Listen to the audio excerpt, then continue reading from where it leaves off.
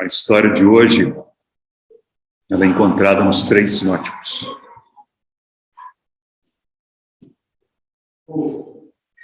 Esperar aqui a isolação acústica acontecer.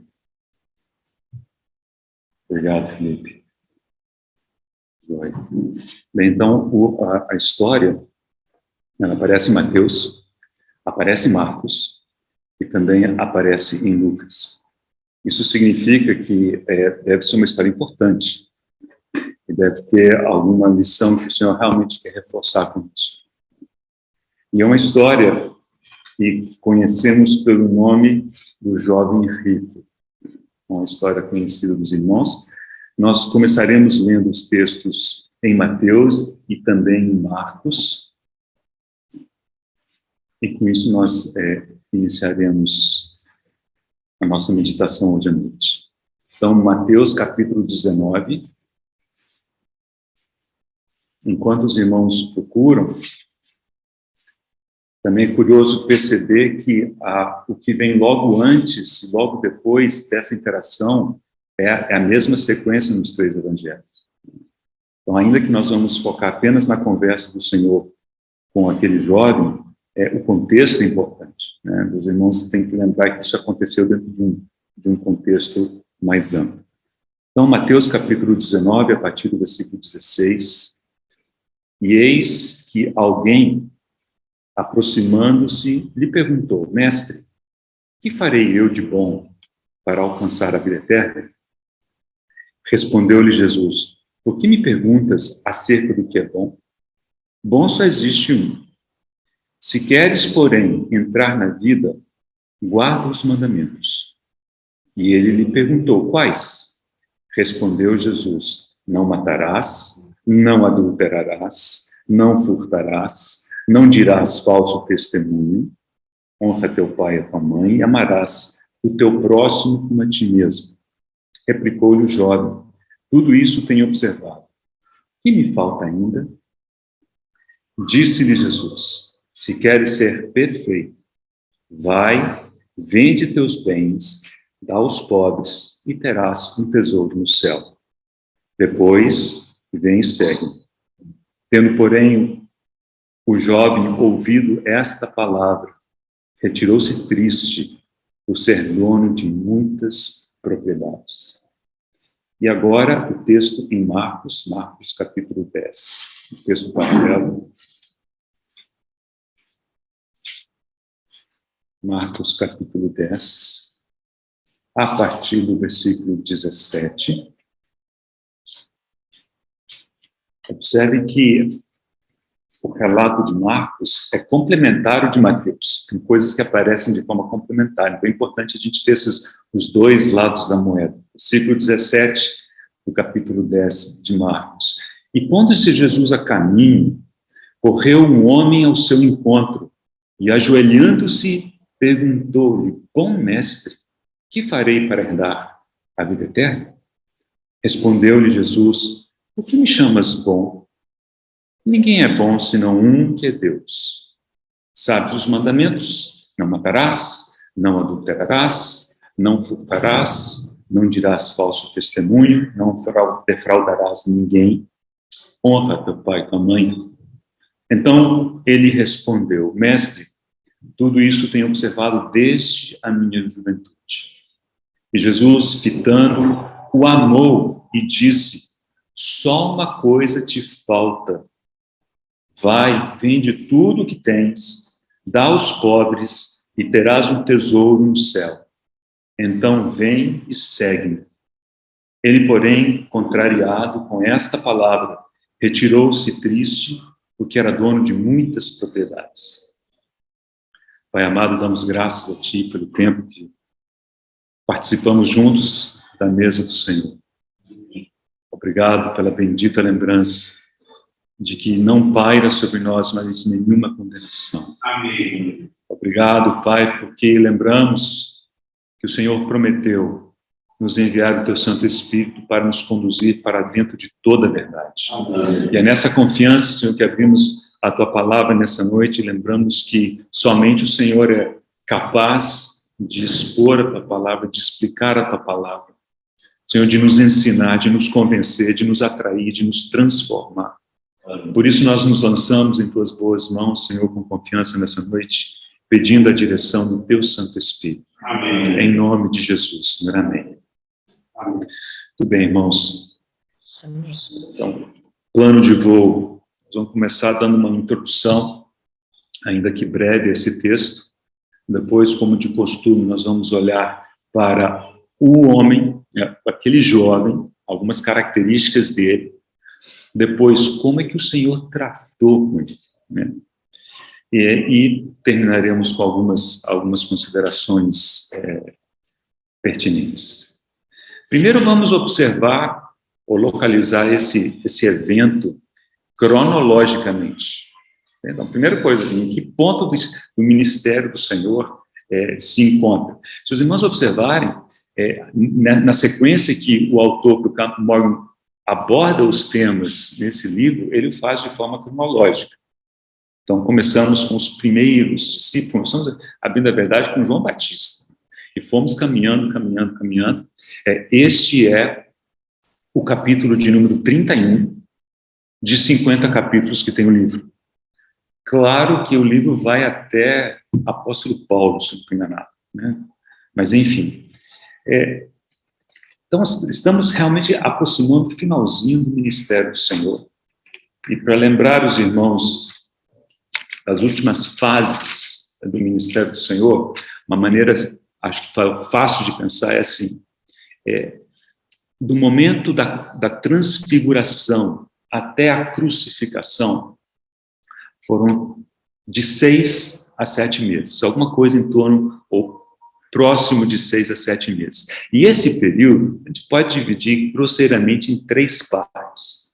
A parte logo subsequente, o pessoal chama do ministério posterior na Judéia. Durou da ordem de 2 meses e meio. A seguir, 3 meses e meio, que eles chamam do ministério posterior na Pérea. Por que posterior? Porque na época de João Batista, o Senhor já ministrou naqueles lugares. Então, esses são os chamados como os períodos anteriores, os ministérios anteriores, agora os posteriores. E esse período do ministério posterior do Senhor na Pérea, ele conclui praticamente faltando uma semana para a crucificação. Então, esses 3 blocos, um bloco de 2 meses e meio, um de 3 meses e meio e uma semana. Okay? Agora, qual que é o nosso calendário do ministério do Senhor? Como é que a gente consegue sincronizar os eventos do ministério do Senhor? É pelo Evangelho de João. E a razão é que somente no Evangelho de João temos as marcas das participações do Senhor nas festas da Páscoa. Se não fosse isso, nós teríamos muito menos informação cronológica a respeito da vida do Senhor, dos dias da carne do Senhor. Muito bem, então, esse finalzinho, esse período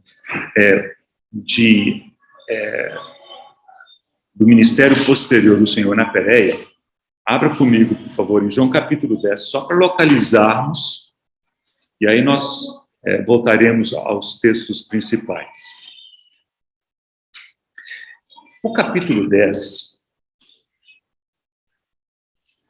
a partir do versículo 22, conta da festa da dedicação. Essa é praticamente o último evento que aconteceu naquele período chamado do ministério posterior na Judéia. Então, logo depois da transfiguração, esse período de 2 meses e meio termina com a participação do Senhor ali na festa da dedicação. Terminado esse período, versículo 40 do capítulo 10 diz: novamente se retirou para além do Jordão, entenda-se a região da Pérea, né, para o lugar onde João batizava no princípio e ali permaneceu. Pronto, aqui está o início dessa nova fase, que vamos chamar assim, praticamente a penúltima fase do Senhor, o ministério nos dias da sua carne. E no Evangelho de João, temos praticamente a única coisa entre esse momento e a entrada triunfal do Senhor em Jerusalém, no capítulo 12, quase que só temos o relato da ressurreição de Lázaro. Né? Sendo que temos muitos relatos desse período do ministério do Senhor, mas praticamente todos estão no Evangelho de Lucas. Então, é o Evangelho de Lucas que nos fornece, né, as dicas do que aconteceu nesse período de 3 meses e meio do Senhor. Tá?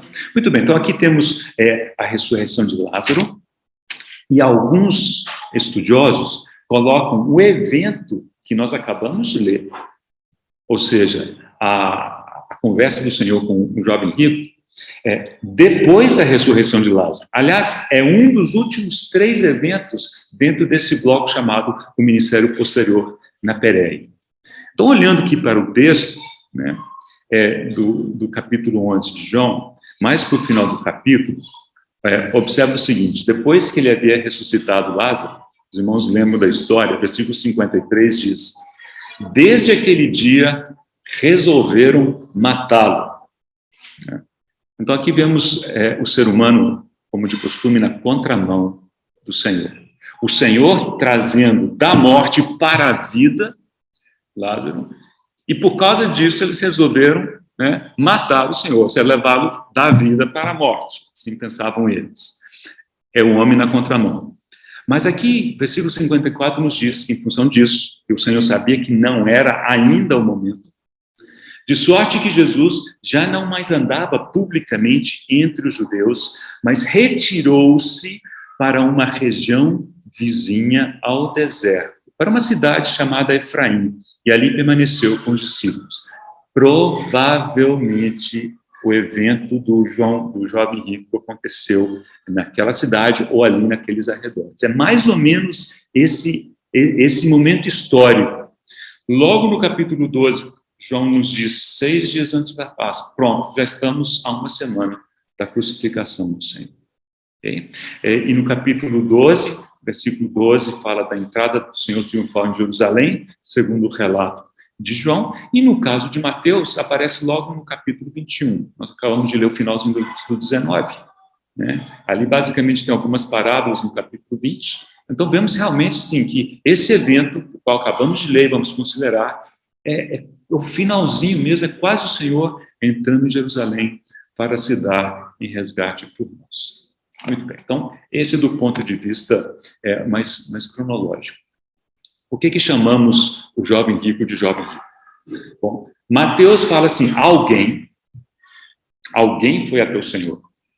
Mas quando fala que o Senhor respondeu, diz que o Senhor respondeu ao jovem. Então, essa é a dica do jovem. Marcos simplesmente fala homem, e Lucas fala um homem de posição. Eu estava vendo, eu acho que a Fiel fala um príncipe. É um príncipe. É um homem de posição. E o finalzinho de Lucas também nos diz que ele era riquíssimo. Então, juntando Lucas com Mateus, né, não é de admirar que o pessoal intitulou de jovem rico. Mas essa expressão jovem rico mesmo não aparece como tal no texto. Muito bem.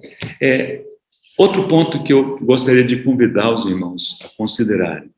Os irmãos perceberam como que esse jovem se aproximou do Senhor. O texto de Marcos e de Lucas, ele chegou ao Senhor e disse, bom mestre. O texto em Mateus, nesta tradução, diz que ele falou assim, mestre, que farei de bom? Então, há uma pequena diferença, mas eu acho que as coisas são mais ou menos complementares, e a resposta do Senhor nós vamos considerar quando formos falar do trato do Senhor com ele. Mas ele chegou para o Senhor com essa pergunta, alguma coisa queimava dentro dele. E é muito justo, é muito nobre da parte dele que ele estivesse preocupado com a vida eterna. Que farei para herdar a vida eterna? Alguém riquíssimo. A gente poderia imaginar o seguinte, uma pessoa riquíssima, nada falta. E o Senhor lhe disse, uma coisa te falta. Uma coisa te falta. Né? E ele sabia, o texto de Mateus, quando o Senhor o confrontou, ele disse, tudo isso tenho observado desde a minha juventude. Que, pois, me falta? A consciência dele, acho que dizia, está te faltando alguma coisa. Você está observando essas leis todas, ou assim você acha, Você é riquíssimo, mas ele lá no fundo, ele sentia que lhe faltava alguma coisa. Então chegamos, né, ele chegou diante do Senhor com essa questão muito justa. E o Senhor tratou com ele, nós vamos conversar a respeito disso. Mas eu quero convidar os irmãos a fazermos um paralelo. Quando eu li aqui, eu falei assim, gente, isso aqui está muito parecido com a conversa de como é que Nicodemos chegou ao Senhor. Então vamos abrir lá, João capítulo 3, apenas para lembrarmos, eu convido os irmãos a tentarem perceber o espírito do texto. Não se preocupem tanto com as palavras, mas o espírito do texto me parece que é muito parecido. Nicodemos, o texto diz que havia entre os fariseus um homem chamado Nicodemos, um dos principais dos judeus.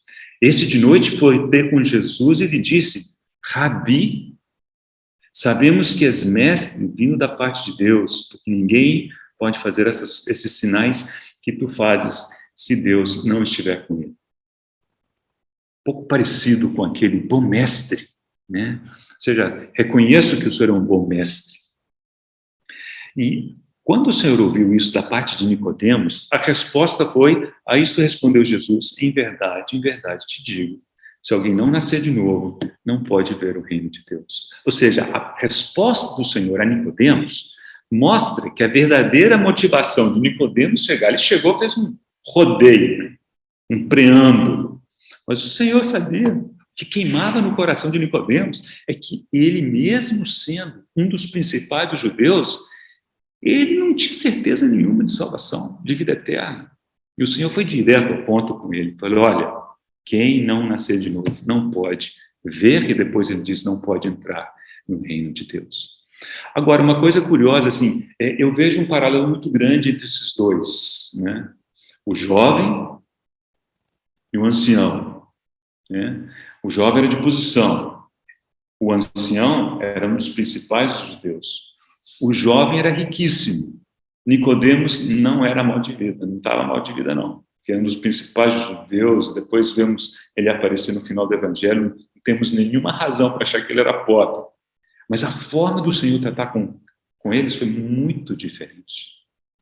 Com o jovem ele fez um discurso, né? A gente talvez, se fôssemos nós, talvez tivéssemos repetido para o jovem as mesmas palavras que, né, foram faladas para Nicodemos. Mas o Senhor, na sua sabedoria, ele sabe como tratar com cada um, segundo a necessidade. E é isso que queremos entender melhor, olhando para o texto hoje à noite. Por que o Senhor escolheu tratar com aquele jovem daquele jeito? Sendo que ele poderia, em princípio, ter dado a resposta que deu a Nicodemos, né? Vai direto ao ponto, você precisa nascer de novo. E para o jovem, nos parece que a conversa foi um pouco diferente. Muito bem, então, essa aqui é a minha introdução. Agora voltamos ao texto de Mateus, capítulo 19. Vamos passar para aquele primeiro ponto, que é de observarmos algumas características desse jovem, né? Já mencionamos algumas, mas a gente ainda pode falar de outras. Bom, primeiro, uma observação que, se eu não estou enganado, foi o Campbell Morgan mesmo que fez, é que, como Lucas diz que ele era um homem de posição, isso quase que certamente significa que era um líder. Era um homem líder, né? Só que em Israel, ninguém se torna líder de nada antes dos 30. Então, esse jovem, né, esse homem de posição, no mínimo, tinha 30 anos de idade. E esse irmão diz que o fato de Mateus chamar de jovem é para chamar a atenção que ele estava no começo dessa jornada, ou seja, 30 e poucos anos. Provavelmente ele tinha uma idade muito próxima do Senhor, quando ele encontrou com o Senhor. Então temos aqui dois homens, né? Um homem de posição riquíssimo e o Salvador da humanidade, que não tinha onde reclinar a cabeça, mas era o Filho de Deus. Os dois, por volta de 30 e poucos anos, o Senhor tinha 33, se a nossa cronologia estiver certa nisso. Outra coisa, se ele era líder de um grupo, muito provavelmente esse grupo era hostil ao Senhor. Contudo, ele foi corajoso o suficiente para ir até o Senhor. Então, os irmãos entendem que é um homem de coragem. É um homem de coragem. Mas também um homem humilde, porque ele se aproximou ao Senhor com uma atitude boa, né? Se prostrou, né? E, curiosamente, né? O pessoal fica imaginando, mas aí, claro, é tudo conjectura. O que vem logo antes desse relato é o trato do Senhor com as crianças, né? Nos 3 sinóticos tem esse relato. E as pessoas ficam imaginando, será que ele estava ali observando? E observando o cuidado, o carinho do Senhor com as crianças. E também a firmeza do Senhor com seus próprios discípulos. Talvez ele tenha se sentido incentivado, motivado a se aproximar do Senhor. O fato é que ele foi ao Senhor numa atitude corajosa, também numa atitude humilde, e colocou a sua questão, né? Que farei? Aí já começa, nós vemos que ele tinha alguns problemas com os quais o Senhor precisava lidar. Ele achava que era possível herdar a vida eterna fazendo alguma coisa. Que farei? Né? Que farei? Muito bem. Então, daqui a pouco nós vamos entender melhor a resposta do Senhor a esse jovem. Aqui nós temos dois caminhos, né?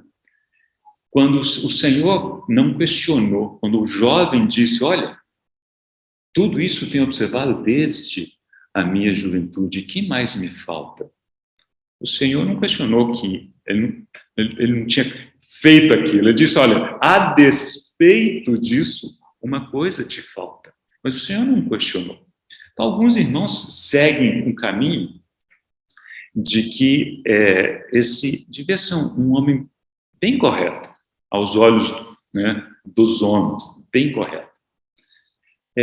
Mas outros vão um pouquinho além, diz o seguinte, bom, ainda que ele fosse correto do ponto de vista exterior, certamente no coração, como é que alguém, né,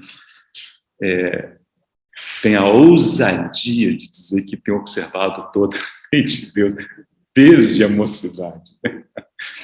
Então, assim, existe esse irmão, ele é muito conhecido, o sobrenome dele é Riley, João Carlos Riley. Ele chegou a ser bispo de Liverpool, né? Ele viveu ao longo do século XIX, morreu no ano de 1900, e ele tem muitos livros, né? Então tem comentários sobre cada um dos evangelhos, né? Ele foi um grande pregador, segundo consta. Então, vira e mexe, vocês vão encontrar livros do Riley, inclusive traduzidos, se não tem nada. E ele segue a linha seguinte, esse rapaz estava profundamente, né, enganado a respeito de si mesmo. Ele foi ao Senhor achando que era o tal, né? Apesar de que ele lá no fundo fala assim, Senhor, que me falta? É como se ele dissesse, ele reconhecesse, Senhor, eu não estou satisfeito, alguma coisa me falta, o que me falta? E foi o Senhor que respondeu, uma coisa te falta. Muito bem, esse irmão Riley diz o seguinte, que ninguém verdadeiramente ensinado pelo Espírito ousa dizer, tudo isso tenho observado desde a minha mocidade. Ele diz, olha, do ponto de vista exterior, né, assim como os judeus faziam, os fariseus olhavam apenas o exterior, talvez ele estivesse ok, né? Mas o Senhor, alguns, né, talvez um ano e meio antes, tinha proferido o Sermão do Monte. E aí o Senhor disse, olha, e o que vai no coração? Será que todos aqueles itens no coração ele havia também verificado? E possivelmente por isso ele não tinha essa convicção. Mas temos aqui alguém realmente muito especial, né, muito diferente. Ok, eu acho que do ponto de vista do jovem, vamos deixá-lo por aqui, por enquanto. Talvez eu lembre de mais alguma coisa, depois aí eu lembro. Mas vamos ao como que o Senhor tratou com ele. Primeira coisa que o Senhor teve que fazer com esse jovem foi corrigir uma questão que ele, curiosamente, não precisou corrigir com Nicodemos. Porque Nicodemos chegou a ele e disse assim: Rabi, sabemos que és mestre vindo da parte de Deus, porque ninguém pode fazer estes sinais que tu fazes se Deus não estiver com ele. Então, assim, Nicodemos entendeu que o Senhor tinha uma ligação muito íntima com Deus, né? Esse rapaz chegou e falou assim: bom mestre, quase como uma saudação com um rabino. E dizem que na época havia um ditado entre os rabinos que só tinha uma coisa boa, que era a lei. Né? Só tinha uma coisa boa, que era a lei. E o Senhor lhe dá uma resposta que às vezes a gente fica com dificuldade de entender. O Senhor disse: por que me chamas bom?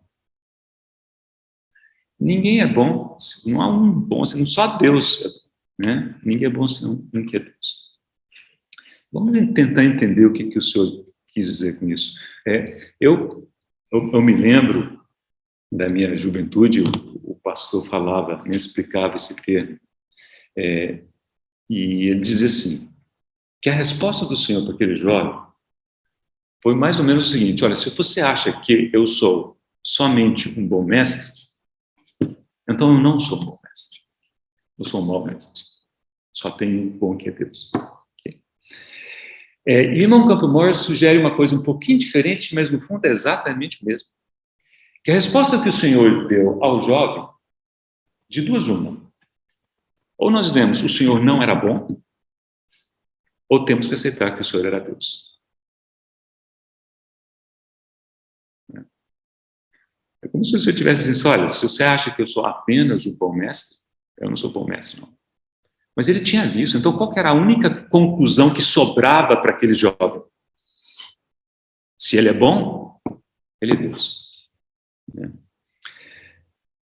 Observe que ele não precisou dessa correção com Nicodemos.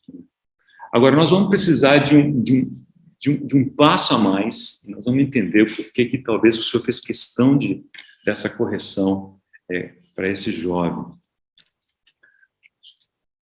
Falamos do Sermão do Monte, vamos para lá, vamos ler um versículo, que é o capítulo 6, do Evangelho de Mateus, versículo 24.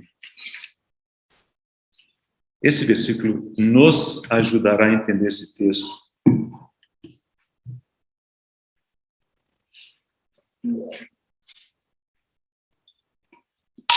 Ninguém pode servir a dois senhores, porque ou há de aborrecer-se de um e amar ao outro, ou se devotará a um e desprezará ao outro. Não pode servir a Deus e as riquezas. Então, nós já antenamos e conectamos esse versículo com o restante da história. Sabemos que tem a ver com a questão das riquezas daquele jovem, que, querendo ou não, era um estorvo para ele, né? Era um estorvo para ele. O texto de Mateus, o que encontramos em Mateus, é a pergunta do jovem. Ele diz: tudo isso tenho observado. Que me falta ainda? E no caso de de Marcos e de Lucas, essa pergunta não aparece lá. Mas é lá, aqueles outros evangelhos, que encontramos o Senhor dizendo: uma coisa te falta. E em Mateus, o que o Senhor disse a ele foi: se queres ser perfeito, se queres ser completo, ok? Nós precisamos entender isso, senão nós não conseguiremos entender bem a resposta do Senhor àquele jovem. Tem um versículo que nos ajuda bastante a entendermos essa palavra perfeito, ser completo. E a gente entende isso por contraste. E o versículo é 1 Coríntios capítulo 13. Então, se os irmãos usarem esse versículo toda vez que precisarem entender esse conceito de ser completo, ser perfeito, esse versículo ajuda bastante, a meu ver, pelo menos. Capítulo 13 de 1 Coríntios é aquele famoso texto que fala do amor, né? Então, nós vamos pegar um versículo nesse contexto. Versículo 10 diz: quando, porém, vier o que é perfeito, é a mesma palavra, quando, porém, vier aquilo que é completo. Agora, veja o que é o contrário de perfeito. O que é em parte será aniquilado. Então, aqui fica claro que o contrário do completo é o incompleto, é o que está em parte, não é o todo. Então, quando o Senhor deu essa resposta para o jovem, ele teve que dizer o seguinte: olha, se queres ser completo, uma coisa te falta. Vamos completar esse quebra-cabeça, está faltando uma peça, né? Aquele texto, quando fala, o Senhor fala, sede perfeitos como perfeito é o vosso Pai, é a mesma palavra, ser completo, a ideia é de não ter nada fundamental faltando, né? Se queres ser perfeito. E nos outros textos diz, uma coisa te falta. Agora, conhecemos o texto. Ninguém me dá resposta audível, tá? Mas se a gente fosse perguntar, vamos fazer uma enquete. Qual que é essa uma coisa que faltava ao jovem? Uma coisa te falta. E o Senhor respondeu, né? Então, nós vamos pegar a resposta, mas onde que você vai pegar a resposta? Vai, vende tudo que tens, dá aos pobres e terás um tesouro no céu? Ou vem e segue? Há uma coisa que faltava para aquele jovem, era seguir o Senhor. Só que para seguir o Senhor, ele não poderia fazê-lo, porque ele estava servindo as riquezas. E o Senhor, na sua bondade, deu o mapa para ele, deu a receita para ele. Falou assim, olha, você tem um problema antes, se você não resolver, você não vai conseguir me servir. Você não conseguirá me servir. Ele já tinha dito isso lá no Sermão do Monte. Não podeis servir a dois senhores. Não é possível servir a Deus e servir as riquezas. Ele não precisou dizer isso a Nicodemos, mas ele precisou dizer isso a esse jovem. E Nicodemos devia ter dinheiro. Não era tão riquíssimo quanto esse, mas essa não é a questão. A questão é a relação da pessoa com o dinheiro, não é quanto de dinheiro que tinha. Tanto é que quando ele ouviu, ele se entristeceu. Então isso nos mostra o apego que ele tinha, como que aquilo era fundamental para ele.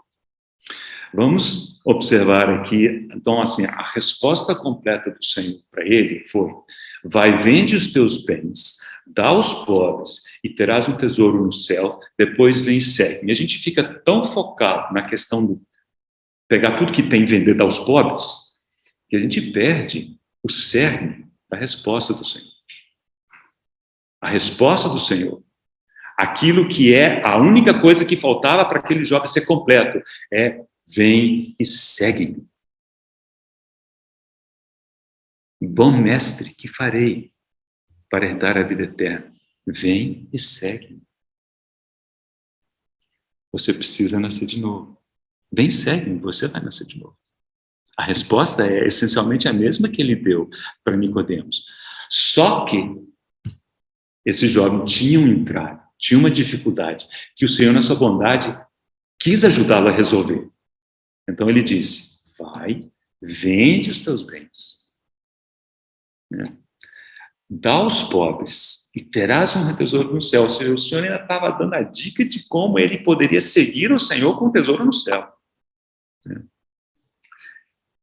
Eu acho que foi o irmão Campbell Morgan,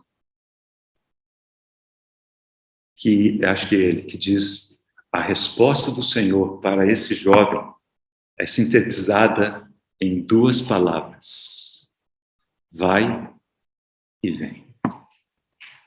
E a gente fica preocupado com, né, os pobres e os dinheiros, o que faz, se vende, se não vende, se tinha que vender tudo mesmo, se podia ser só uma parte, né? Vai e vem. E aí eu lembro do seguinte, irmãos, Abra comigo, João capítulo 4. Não é a primeira vez que o Senhor usou essa tática, né? Os irmãos lembram bem da história, da conversa do Senhor com a mulher samaritana, né?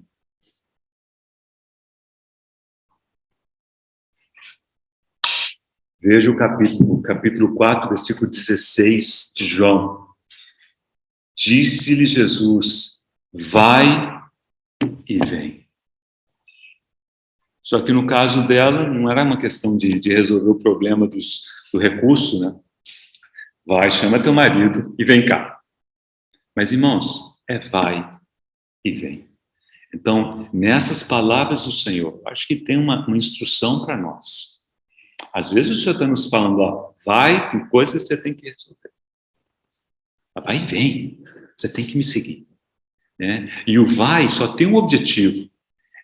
Ele nos dá condições de seguir o Senhor, de seguir o Senhor melhor. Né? Então, essa é a bela resposta, né, que o Senhor deu àquele jovem. E se a gente entender dessa maneira, a resposta que ele deu não é tão diferente a que ele deu para Nicodemos. Né? Apesar de que com Nicodemos ele utilizou um linguajar um pouco diferente. O irmão Spurgeon faz uma observação bem aguçada aqui. Né? Quando o jovem perguntou assim, o que farei para herdar a vida eterna? Então já estava pensando em lei. Gálatas nos diz que a lei nos leva a Cristo, nos leva a Cristo, porque quando a gente tenta cumprir a lei, vê que não consegue, a gente fala assim, Senhor, aí é a solução. Né? E para nós, ele é o fim da lei. Né? Bem, mas quando ele chegou, falou assim, olha, o que farei? É como se eu dissesse, olha, você acha que você vai, né, alcançar, herdar a vida eterna fazendo alguma coisa? Vamos fazer a prova? Aí ele simplesmente relatou 6 mandamentos da segunda tábua, só da segunda tábua. E a segunda tábua é aquela que lida com as questões interpessoais. Então fala aqui, né, não matarás, não adulterarás, não furtarás, não dirás falso testemunho, honra teu pai e tua mãe, e amarás o teu próximo como a ti mesmo. É como se eu dissesse, bom, vamos ver? Vende tudo que você tem e dá aos pobres. Dá ao próximo. Aos pobres. Ah, pronto. Falhou na primeira. Não foi na segunda. Né? Não passou da primeira questão. Está na cara que nós não conseguimos. Né? Não conseguimos herdar a vida eterna. A gente acha, ele achava que estava indo muito bem. Estava ótimo na foto. Né? Então, quando o Senhor falou assim, muito bem, vai, vende tudo que você tem, dá aos pobres, e aí pronto, acabou. Aí ele recuou. Né? Eu me lembro de muitos anos atrás, lendo um comentário do irmão Otmani sobre esse texto, e eu não lembro quase nada do que eu li, mas lembro de uma frase. Ele disse assim, que toda vez, em qualquer momento da nossa história, que a gente chegarmos até o Senhor, ele será capaz de dizer, uma coisa te falta. Né? Então você resolve aquela coisa, aí você volta ao Senhor, e ele fala assim, olha, te falta isso agora. Né? Isso aí, bom, cada um interpreta isso como quiser, mas o fato é que o que realmente nós precisamos é seguir ao Senhor. E essa foi a mensagem e a maneira com que o Senhor tratou desse jovem. Muito bem, a título de conclusão, vamos algumas poucas considerações e com isso a gente vai encerrando. O que vem depois desse texto, né, o que vai na sequência, né? O versículo 23, por exemplo, em Mateus, capítulo 19, diz, então disse Jesus a seus discípulos, em verdade vos digo que um rico dificilmente entrará no reino dos céus. Né? Como alguém já disse, pobreza não garante reino dos céus para ninguém. A pobreza em si não tem nenhum mérito. A riqueza em si, o problema é confiar na riqueza, o amor à riqueza, não poder servir a dois senhores. E esse rapaz, pela reação dele, deixou claro que estava servindo. Ele era escravo, né, das suas riquezas. Mas a instrução do Senhor logo a seguir é muito importante. Mas como nós tratamos esse assunto não há muito tempo, não vou voltar nesse tema, tá? A questão das riquezas e do cuidado que devemos ter, né? Mas vou deixar o lado positivo. Irmãos, tem uma palavra que o Senhor deu a esse jovem, é muito importante a gente entender. Porque o Senhor nos deu uma dica do bom investimento. Hoje em dia está todo mundo atrás dos melhores investimentos, né? Só ligar o rádio, até propaganda. Tem empresa que se propõe a achar os melhores investimentos, né, para o seu dinheiro. O Senhor diz o seguinte: você quer ter um tesouro, mas vai no céu do céu, né? Não vai ser aqui, não. Ainda bem, porque aqui traça e ferrugem corroem, e os ladrões escavam, roubam, dá o golpe do Pix, dá o golpe do A, do B, do C, do B, todos os golpes estão por aí, né? Ele diz, olha, se você der, se você distribuir, se você semear seu dinheiro, seus bens, você tem investimento no céu, você tem um tesouro no céu. Eu creio nisso. Eu acho que o Senhor nos deu uma dica importante, né? Aquilo que o homem semear, isso também ceifará.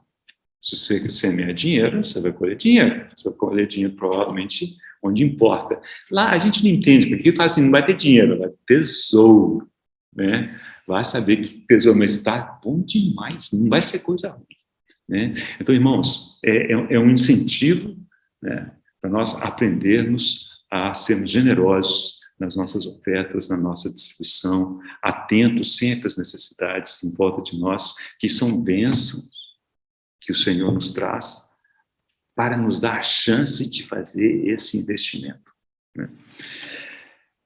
O segundo ponto conclusivo aqui é essa questão, que aparece no versículo 25, né? Depois que os discípulos ouviram, né? Assim, ouvindo isto, e eu acredito que esse isto se refere de primeira mão aos versículos 23 e 24, mas creio eu também que se refere à conversa do Senhor com esse jovem, né?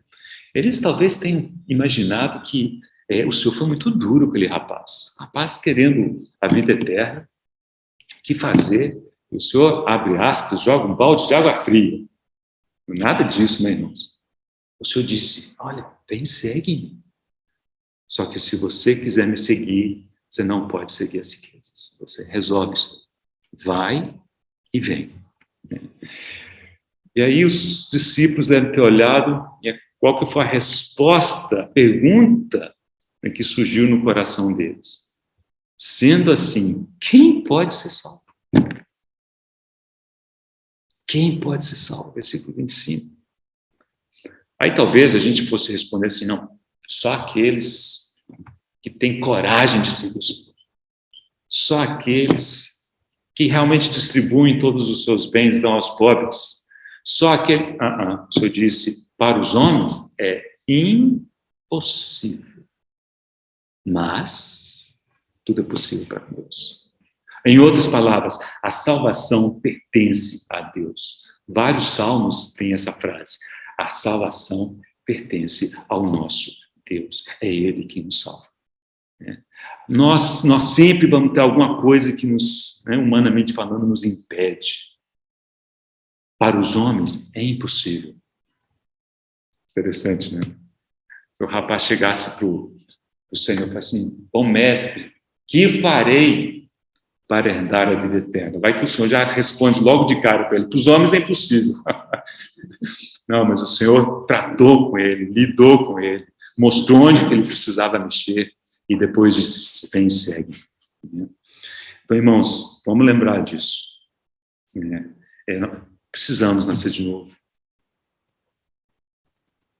E o capítulo 1 de João nos diz que esse nascimento, os quais não nasceram da vontade do sangue, nem da carne, nem dos homens, mas de Deus. O novo nascimento não é uma coisa que a gente consegue provocar, né? Por isso, quando a gente dá testemunho, a gente fala assim, quando eu aceitei o Senhor, né? Quando eu não sei o quê, quando eu achei o Senhor, quase que dizendo assim, quando eu resolvi nascer de novo. O que nós resolvemos é nos prostrar diante do Senhor em arrependimento e clamar por misericórdia. E aí, a Ele cabe, né? Nos regenerar e nos dar vida.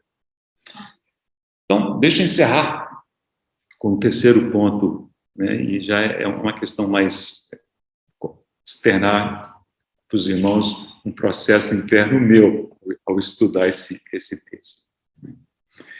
Lendo aqui a pergunta que esse jovem fez ao Senhor, assim, o que ainda me falta?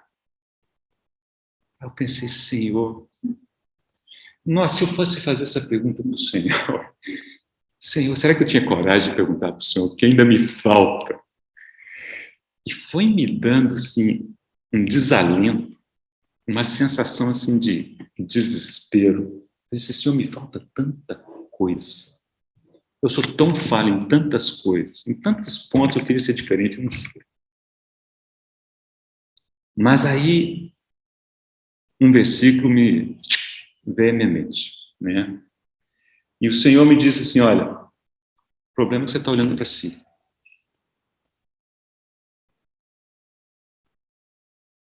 Você está olhando para dentro, aí você vê tudo que está te faltando. Não é por aí. Para os homens, isso é impossível, né? E o versículo que imediatamente surgiu na minha mente naquele momento, está em Colossenses, no capítulo 2. Abra comigo, por favor, Colossenses, capítulo 2.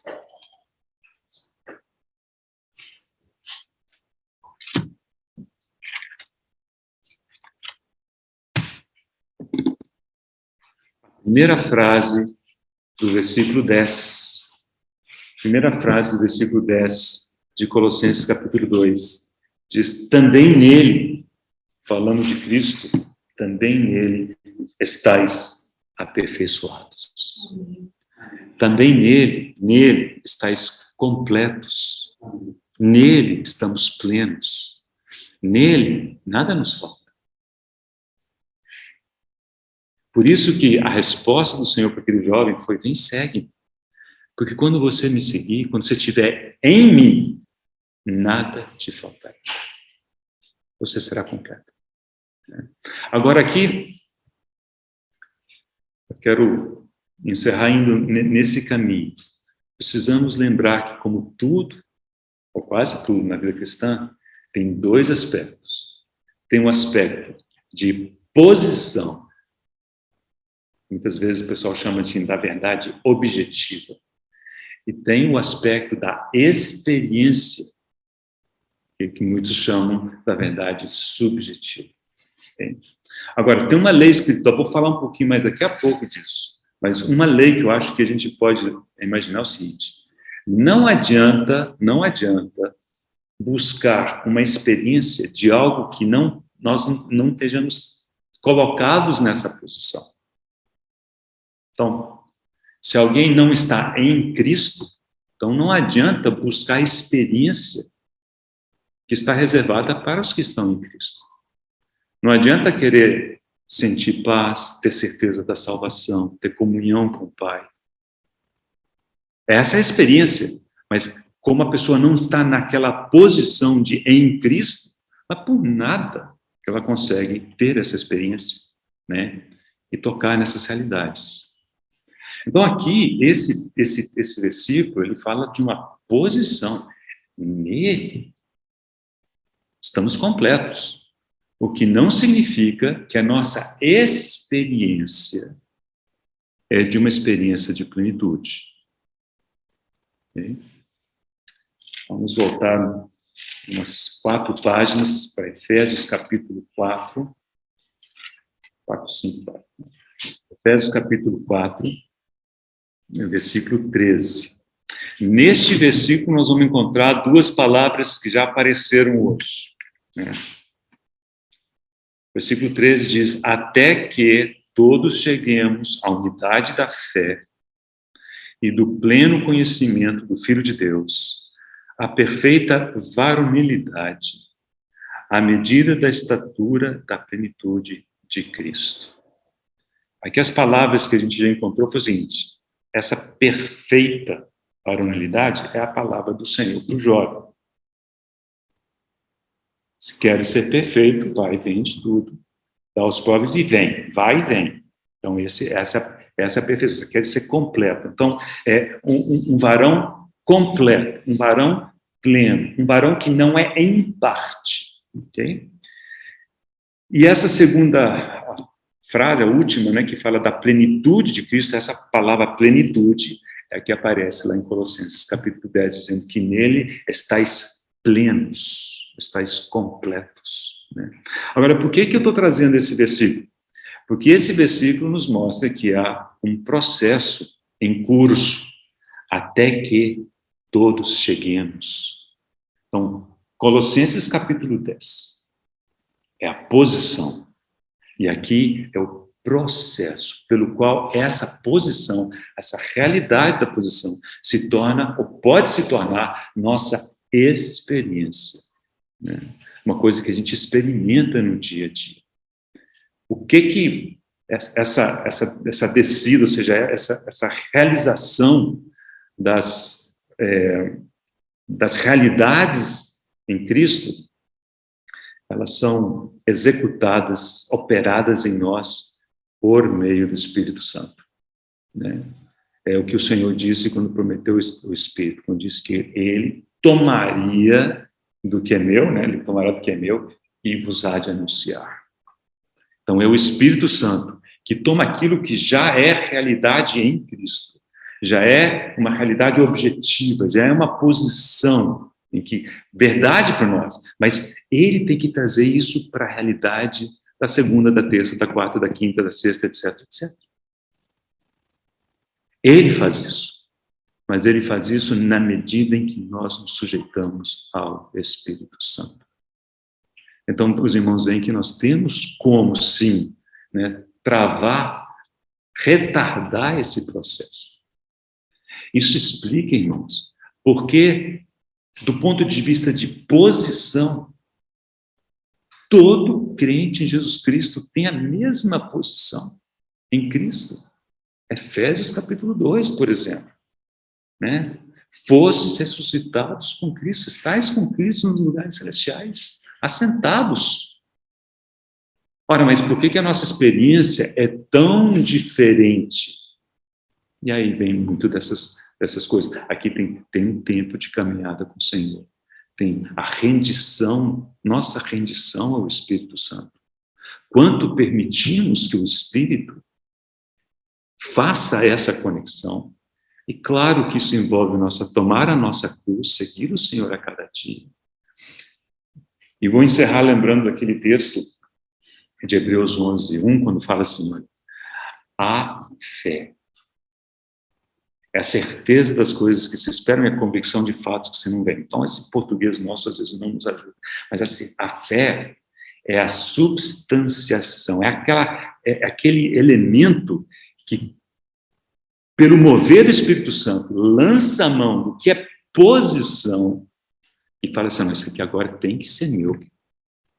É um exercício de fé. E é o Espírito Santo que nos move nisso.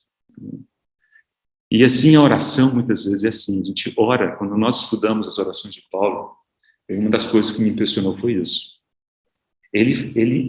A oração dele, ele orava por coisas que já eram realidade em Cristo. Como dizendo, Senhor, isso aqui já é uma realidade no Senhor. Faz isso realidade em mim, nos irmãos. Essa é a oração, que certamente é da vontade de Deus, segundo a vontade de Deus, pois já é realidade em Cristo. Mas precisamos estar com Deus. Precisamos nos render à condução do Espírito Santo, para que Ele torne essas coisas palpáveis, realidade, experiência no nosso dia a dia. Não adianta querer uma experiência para a qual não existe uma posição respectiva. Isso é perder tempo, irmãos. Então, quando vamos à palavra, precisamos estudar e entender o que é realidade. e dizer, opa, isso aqui é uma realidade em Cristo. Eu tenho, abre aspas, irmãos, direito, porque sou filho, porque tenho o Espírito Santo. Eu tenho direito a experimentar essa realidade. E aí nós nos rendemos ao Espírito Santo e pedimos, instamos, clamamos, né? E aí o Espírito Santo muitas vezes vai dizer, vai e vem. E nós temos que ir e voltar. E assim nós caminhamos e prosseguimos no Senhor. Que o Senhor nos abençoe, que Ele confirme a sua palavra e que nos dê graça. Vamos dar graças ao Senhor. Senhor, nós te bendizemos profundamente, Senhor, porque a tua palavra é tão além de nós. Mas obrigado, Senhor, pela ajuda do teu Santo Espírito.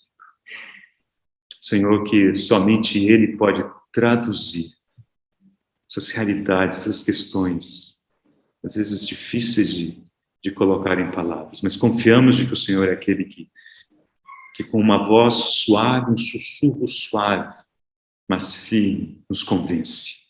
Atrai-nos, Senhor. Dá-nos a graça de irmos e voltarmos sempre a teus pés.